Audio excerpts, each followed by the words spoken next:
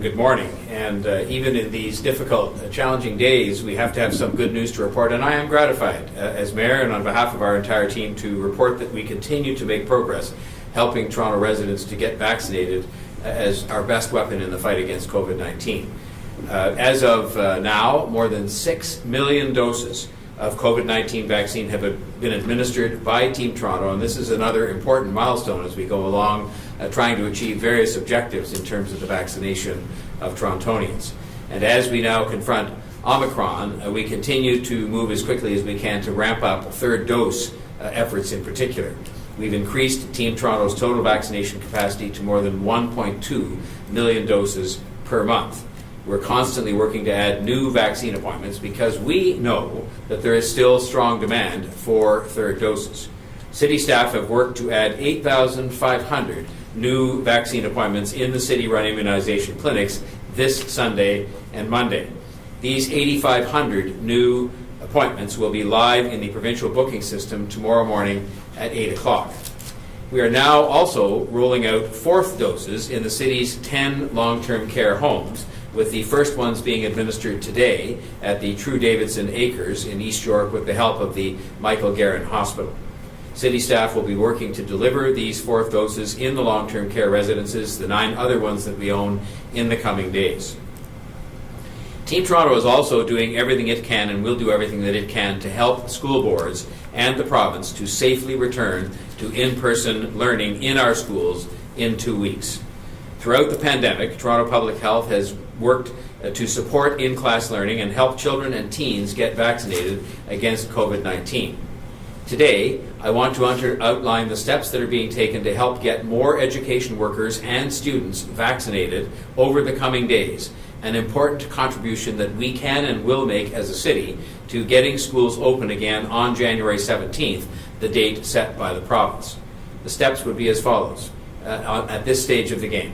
Number 1, dedicated mass immunization clinics for Toronto school staff. 4 vaccination clinics with appointments specifically for education workers will be held in 2 city-run vaccination clinics this Sunday, January the 9th, and next Sunday, January the 16th. We are working with the Toronto School Board to help schedule employees for vaccination appointments at these clinics. And these are school board employees, many of whom will be educators.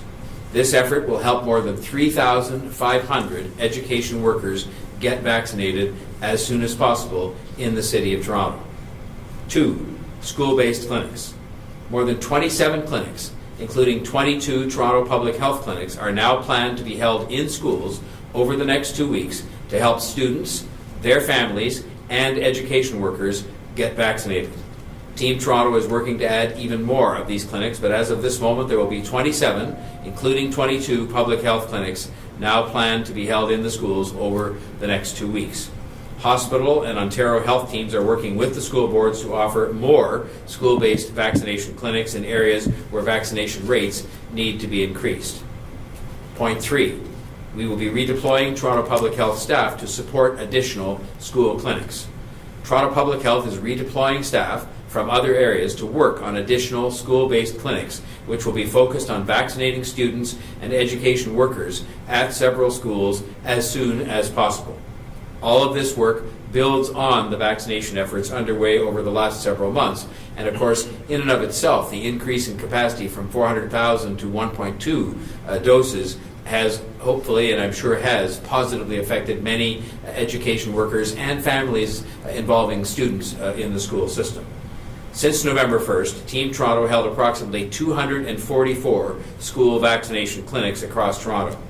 Schools are essential for the health, development, and well-being of children, and Toronto is supporting school boards to safely return to in-person learning in schools as quickly as possible. To date, 92% of 12 to 17-year-olds have their first dose of COVID-19 vaccine, and 88% have 2 doses. More than 100,000 doses of vaccine have been administered as well to 5 to 11-year-olds in just over a month, with 45% of kids having received their first dose, and that campaign very much continues to be a priority and is wrapped in to some of the initiatives that I have announced this morning. As we outlined Tuesday, the Omicron variant of the COVID-19 virus continues to spread, and is hitting much closer to home for many people across the City of Toronto. Its effects are here at the City as well. They're evident to us here in administering the City government. As such, and as we began to outline the other day, the City of Toronto is taking proactive measures to ensure that essential and critical City services are protected and can continue to be delivered to the people of the City of Toronto. One way to ensure the effective and efficient delivery of essential and critical services by the City during the pandemic is the redeployment of staff where help is needed the most, both immediately and in the near future. Today, we're sharing the top-level outline of our tiered staff redeployment plan, should it be required, as a result of higher numbers of unplanned staff absences, mainly due to illness. And we've gone as high in our contingency planning as a 60% absence rate due to illness related to COVID-19 and other things such as isolation requirements. The City's tiered staff redeployment plan includes the following 4 stages. Tier 1, staff previously redeployed in the initial wave of COVID-19 in 2020. Tier 2, staff assigned to City services scaled down or temporarily discontinued as a result of the province's latest protective measures, including, for example, parks, forestry, and recreation part-time staff in programs that have been put off because we are not able to offer them under provincial rules, as well as some seasonal staff who are not currently working. The City is currently in this stage, Stage 2, Tier 2. Tier 3, staff identified as being able to pause their current work to support areas of greater need. And Tier 4, staff volunteering to be redeployed and able to leave their base position.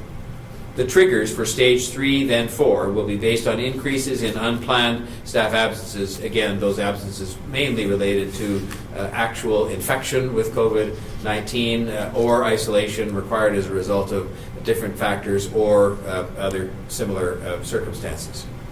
Redeployed staff will first be assigned to vaccination clinics, to City-run shelters, and to the City's 10 long-term care homes, followed by other critical and essential services as required.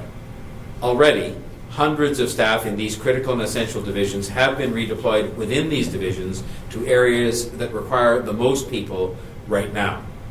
Redeployment started in December, and we are currently working with and identifying staff in Tier 2. At this time, we have more than 100 staff who are ready for redeployment, with an additional approximately 1,000 staff identified for potential redeployment assignments in the days and weeks ahead, should developments take us to that situation. I want to thank all of the City employees who are continuing to do their jobs and to provide needed services to residents of the City of Toronto. And I want to thank in particular as well all of those employees who have stepped forward and volunteered, sometimes for a second time, for redeployment.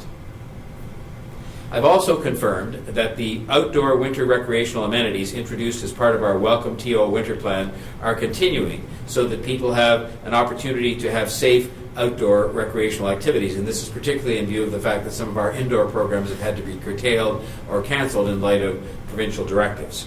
The programs that we're, of course, continuing with that were offered on an expanded or modified basis compared to last year include skating, shinny on our outdoor rinks across the city, and if you'll recall, last winter, an additional 64 kilometers of park pathways and trails were added to the city's typical snow clearing operations, in addition to what is normally 270 kilometers of paths and trails that are cleared. So that's a substantial increase, which will be continued into this year. We've worked to continue this year and expanded to pathways and trails in 40 new park locations, and we've enhanced winter maintenance in 35 additional parks. As well, this is added to 26 toboggan hills in neighborhoods across Toronto, 7 snow loops for walking and snowshoeing at 4 city golf courses, with loops ranging from 1 kilometer in length to 2.5 kilometers in length. There are also 7 disc golf locations, including an expanded 18-hole course at the Scarlet Woods Golf Course and a new 9-hole disc golf course at Dentonia Golf Course.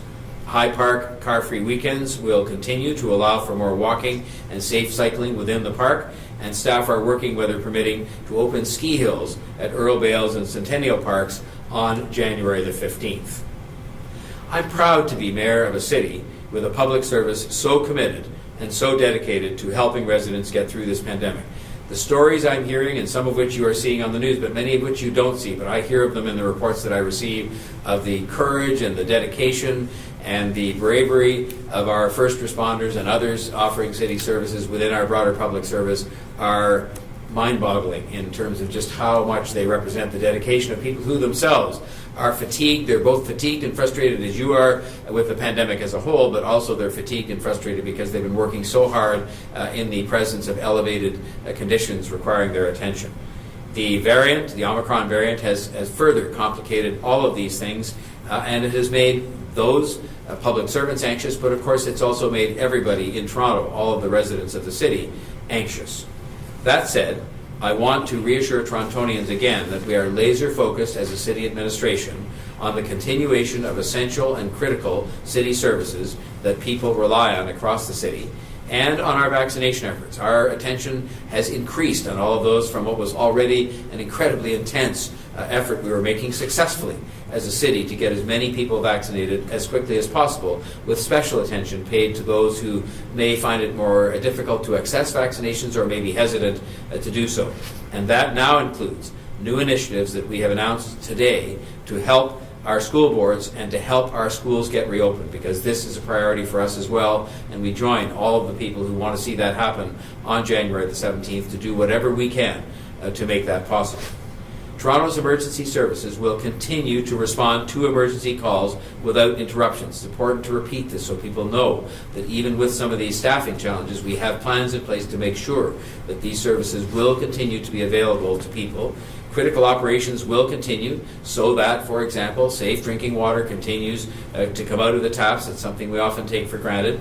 The snow continues to get cleared. The garbage and solid waste continue to get picked up. And of course, vaccination efforts continue. I continue to urge all Toronto residents to get their COVID-19 vaccines, whether it's first, second dose, booster third doses, or to get their children vaccinated. These vaccines are safe, and they're proving, based on the numbers that we are seeing, to be effective in keeping people healthier and in protecting the overall health of Torontonians. These vaccines can save you from life-threatening symptoms and protect the healthcare system as well. We will get through this. The city is absolutely focused and determined, starting with me as mayor, the senior leadership team that you see here, as well as people like the city manager, Chris Murray, Councillor Joe Cressy, who's been so instrumental in helping us to get these educational initiatives off the ground, and many, many other people in leadership positions and all the way through the entire city administration. And that is proof positive of how working together allows us to get things done. And that includes working together with the other governments, which we will continue to do. I'd like to now ask Dr. Davila to offer her remarks for today.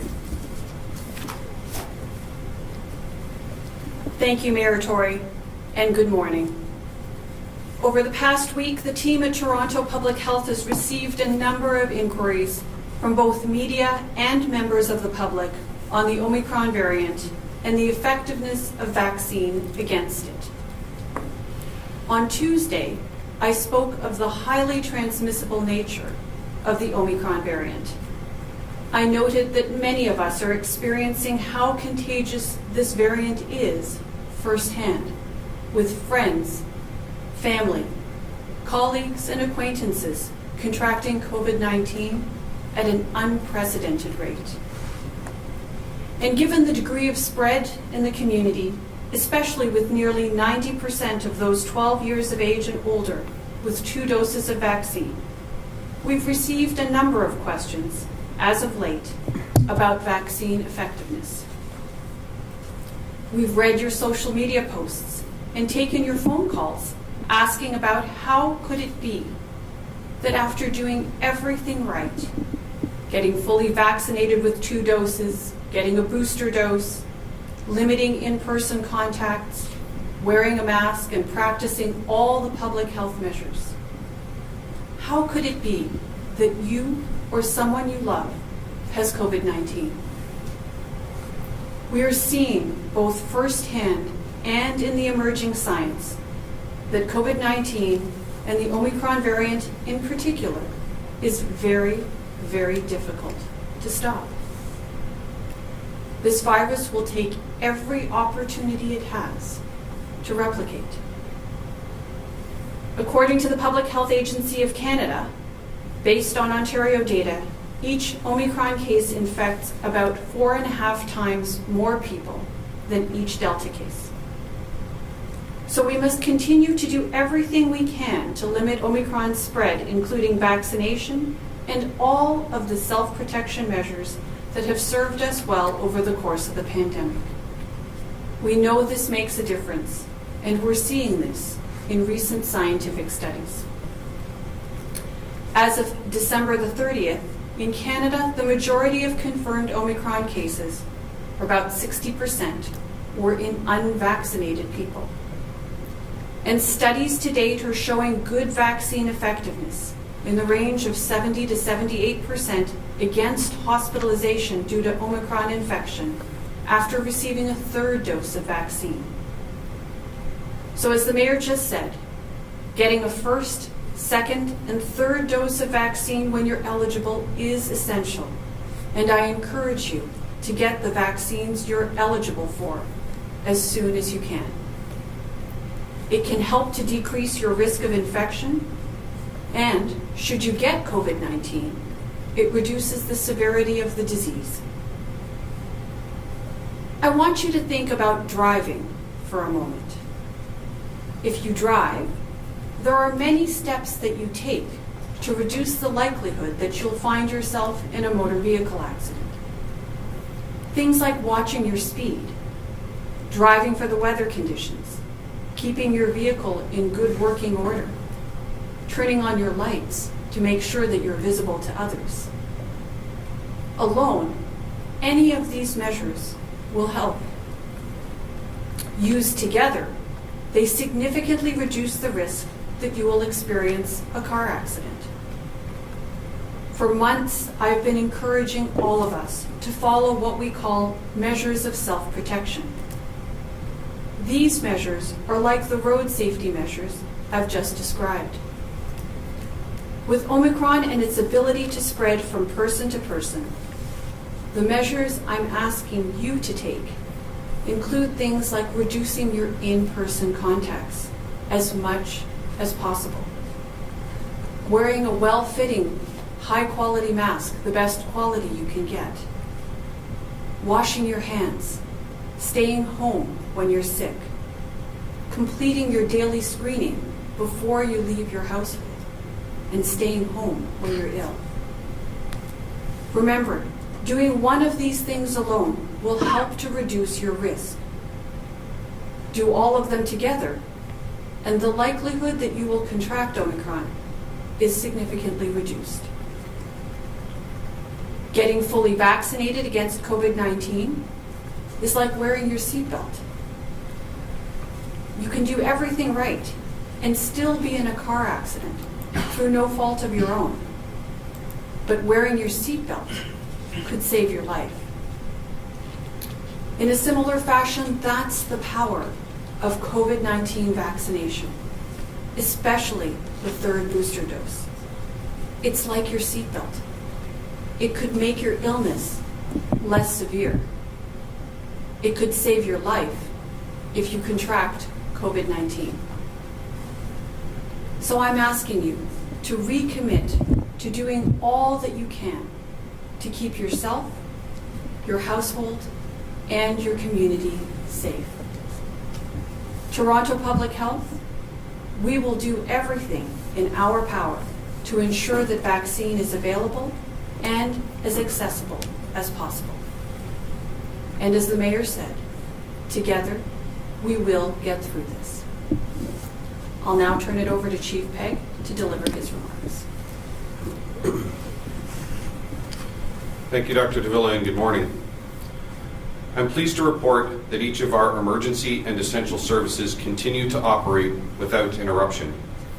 This includes both fire and paramedic services, Toronto Water, shelter support and housing, senior services and long-term care, children's services, and our city-operated COVID-19 vaccine clinics.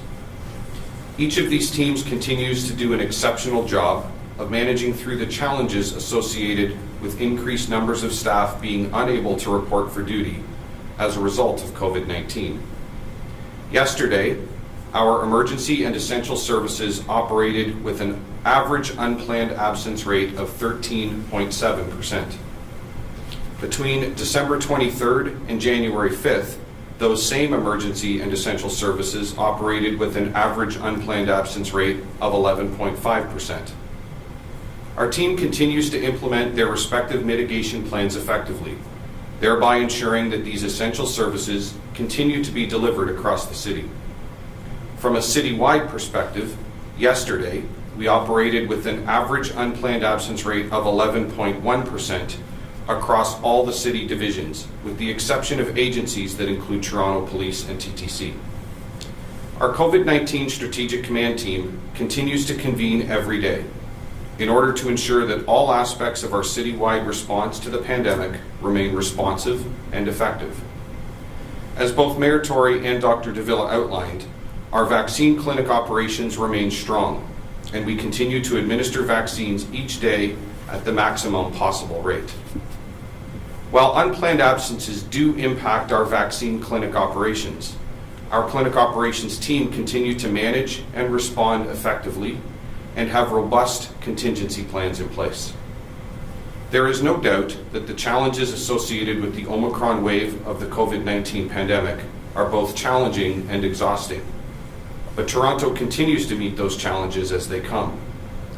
I would like to acknowledge and thank everyone who continues to not only report for duty each day, but everyone who continues to extend their shifts, work overtime, and take on additional and cross-trained work in order to ensure that our essential services continue each day. I would also like to acknowledge the union and association leaders who continue to work in collaboration with the city to create and implement innovative and responsive solutions to staffing challenges that result from COVID-19. Our Emergency Operations Center continues to be fully activated and to work non-stop in support of citywide divisional operations. Our COVID-19 incident management system continues to operate effectively and continues to be responsive to changes that arise from day to day. Our Business Continuity Task Force continues to work alongside our People and Equity and senior leadership teams to ensure that critical redeployments of staff happen in response to needs as they arise. Our Personal Protective Equipment Task Force closely manage the critical PPE that our frontline staff require each day. The robust and comprehensive supply chain, inventory management, order processing, and reserves management processes are ensuring that our COVID-19 Strategic Command Team has live-time visibility into inventory and pending order levels for each personal protective equipment item. Our PPE inventories are in good shape, with consumption rates being monitored and updated each day, driving any proactive supply chain and ordering changes that are required. We are continuing to ensure that we have effective and workable plans in place to ensure that the services our residents need the most continue to be delivered. In closing, I encourage you to continue to make toronto.ca/COVID-19 your first choice for up-to-date, accurate, and timely information on all aspects of COVID-19 response in Toronto. Thank you. Thank you, Chief. We'll now go to questions. First, Adrian Gobriel from City News Toronto. Adrian, go ahead, please. Hi. Good morning. Question for Dr. Davila. Sick Kids and multiple other hospitals have sent out a joint statement about their concern of rising cases of young children with COVID. There are a number of infants in Hamilton and Ottawa currently in hospital due to COVID. Toronto Public Health has confirmed that a child under the age of 4 has passed away from COVID. Wondering what your message is for families who are hearing this, seeing this, and are concerned. As we know, children under the age of 5 still are unable to receive the vaccine. Daycares are open, childcare centers are open. What are your thoughts on this, and would you echo the concerns of the hospital networks which have put out the joint statement? Well, you know, Adrian, I think when we see children ending up getting seriously ill and, requiring hospitalization, of course we're concerned. This is not what we would like to see. We want to see our children healthy and thriving. But I think it really brings to mind and brings to focus why we all need to do the very best we can. You're right that those under the age of 5 are not eligible for vaccine at this point in time. But the best protection that we can offer to those who are most vulnerable in our population, including those who are not yet eligible for vaccine, is for those of us who are eligible to get vaccinated as soon as possible, and to continue practicing the measures for self-protection so that we do our very best to reduce transmission of COVID-19 at this time. This is a protection not only for ourselves, but as we've said throughout the course of the pandemic, is a protection for everybody else around us, particularly those who are most vulnerable and those who cannot take vaccine at this point in time. Dr. Davila, just a follow-up. From the data that you've seen, is it clear to you whether or not this is simply just maybe almost like a numbers game, because there's just so many people in our community now contracting the virus that eventually, similar to breakthrough cases, we're going to end up with some kids in hospital, or tragically some children even dying? Or is there something that you're seeing in the data and the experts that you're speaking with that may lead you to believe that the Omicron variant may be impacting children differently? Well, Adrian, I think we are still very much acquiring information and increasing our understanding about this relatively new variant, which has only been with us here in this area of the world for about a month now. So, of course, we're constantly monitoring data and relying on the scientists who work with us to help us increase our understanding of this particular variant. I think to date, though, in speaking to my pediatric colleagues and those who are working more directly providing clinical care to children, so far, overall, the good news is that generally COVID-19 infection does not produce severe outcomes. It doesn't tend to lead to serious illness. But of course, it does happen from time to time where we get cases where children end up getting seriously ill and may require hospitalization or have even more significant and severe outcomes and impacts. But again, to my mind, that is just yet another reminder to all of us to do everything we can in our power. That's certainly what we're doing at Toronto Public Health, to facilitate the ability for people to actually take up the protective benefit of vaccine, and to make sure that we are all practicing as best as possible those measures for self-protection so that we reduce the transmission of COVID-19 to the extent that we can. With less COVID-19 transmission, less infection, and therefore less serious outcomes associated with those infections. All right, thank you. We'll go next to Dale Manukduk from CBC News. Good morning, Dale. Go ahead. Morning. Thanks for taking our questions. This is for Dr. Davila. We've been hearing a lot of people, especially in the 50-plus range, who are turning down Moderna shots in favor of Pfizer for their boosters. It seems public messaging hasn't changed since the concerns first emerged in the spring. What is public health doing now to convince people that Moderna is safe and effective? Well, what we're trying to do is put the information out there to let people know that, in fact, we're seeing good vaccine effectiveness, as I've addressed in my remarks today. And, in fact, our experience in our clinics, our Toronto Public Health city-run clinics, we are seeing that people are taking up. And, in fact, I understand our vaccination partners at their clinics are also seeing the same thing. We are doing everything we can to make sure that people are aware of the benefit of vaccine. And in fact, there are some studies that are showing a particular benefit for those who receive Moderna vaccine and its effectiveness against the Omicron variant. So we're certainly making sure that people, as they present to our clinics, are aware of this. And we're actually seeing them make those decisions. They're voting with their feet, as it were, and we're seeing an increasing number of people understanding and appreciating the benefit of vaccine, and in particular of that Moderna vaccine against Omicron. Thank you. And another question, if we knew that keeping schools open was so important to both students and parents, families in general, why did the city wait to prioritize education workers at the scale it's now doing? You know, I think we have done a great deal of, we've deployed a great deal of effort towards increasing vaccination. And this is for all those who are eligible, including education workers, right? When I look back at what we have done over the course of, just a few short weeks, we increased our capacity for vaccine administration from 400,000 a month to 1.2 million a month. And we are continuing to find more and more venues and really exercising every opportunity that exists to get vaccines out there. The most recent with our school boards, absolutely, to try and get some very specific efforts directed towards education workers. But I think we have done everything in our power to make sure that vaccines are as accessible as possible. And we're not stopping there. There's much more that we're going to continue to do and work with our partners to see that, what opportunities yet exist for us to continue to increase our ability to get vaccines in arms so that people can get that protective benefit. Great, thank you. We'll go next. Final question is to Francine Copeland from the Toronto Star. Francine, go ahead, please. Hi, good morning. My question is for Dr. Eileen Davila.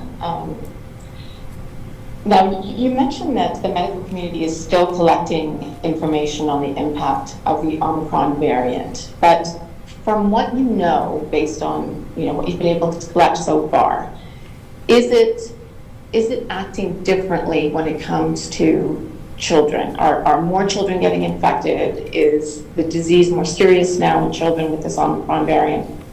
I think there's a lot of concern around that, and anything that you can say to sort of enlighten parents, I think would be really helpful.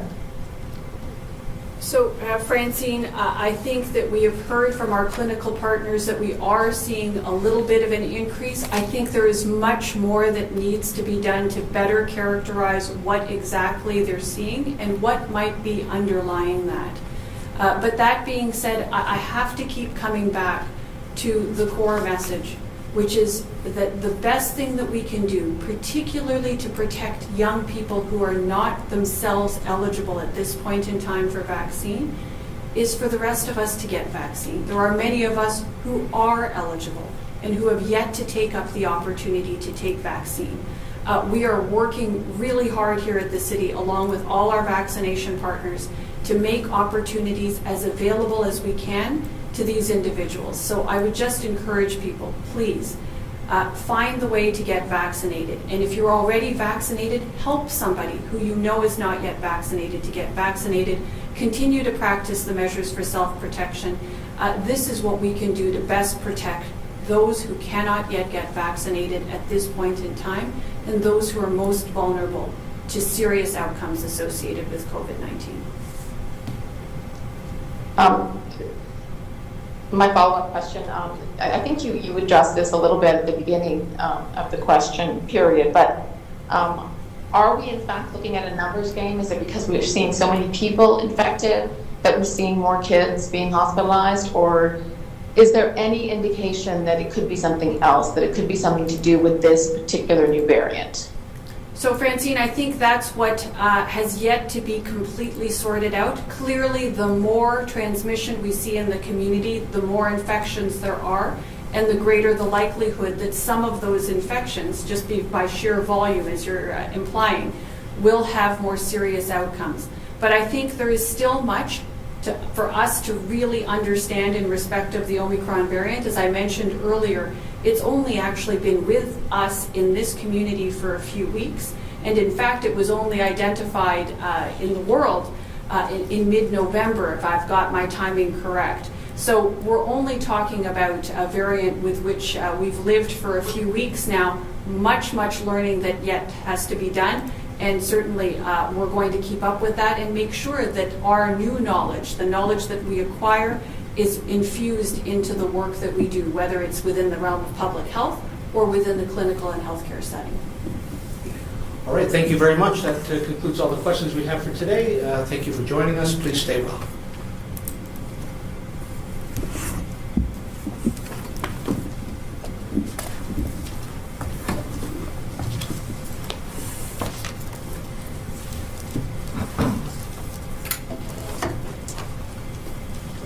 Thank you very much. Thank you.